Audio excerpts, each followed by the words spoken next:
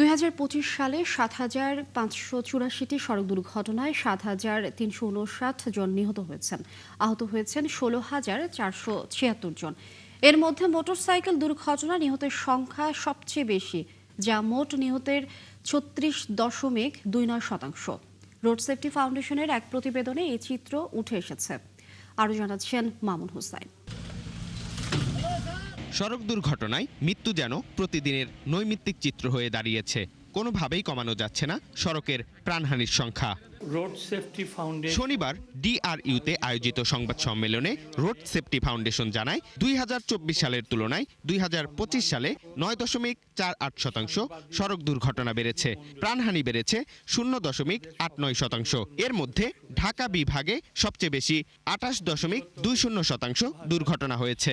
২০২৪ সালের তুলনায় ২০২৫ সালে দুর্ঘটনা বেড়েছে ৯%, প্রাণহানি বেড়েছে 1% এবং আহত বেড়েছে 37%। সংগঠনটি জানায় সবচেয়ে বেশি হয়েছে মোটরসাইকেল দুর্ঘটনা।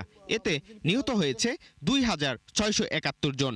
১,০১৯টি মোটরসাইকেল দুর্ঘটনায় ঘটেছে জাতীয় মহাসড়কে, ১,২৫৩টি ঘটেছে আঞ্চলিক সড়কে, ৩৪০টি ঘটেছে গ্রামীণ সড়কে এবং ৪১৭টি দুর্ঘটনা ঘটেছে শহরের সড়কে।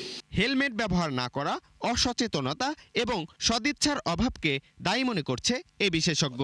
সরকারের তরফ থেকে কম্বাইন কোনো যুগোপযোগী কোনো উদ্যোগ নেই।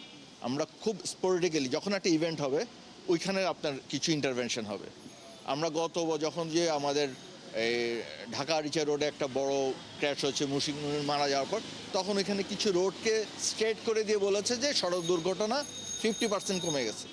ইটস এ ব্ল্যাক স্পট বা দুর্ঘটনা প্রবণ এলাকা পরিবর্তনশীল। এছাড়াও গত এক বছরে ১৩২টি নৌ দুর্ঘটনায় ১৪৯ জন এবং ৫১৯টি রেল দুর্ঘটনায় ৪৭৮ জন নিহত হয়েছে বলে প্রতিবেদনে উঠে এসেছে। আমরা জনমত গঠনের চেষ্টা করছি যাতে করে সরকার রাজধানী গণপরিবহন উন্নত করে। মামুন হুসাইন, ৭১, ঢাকা।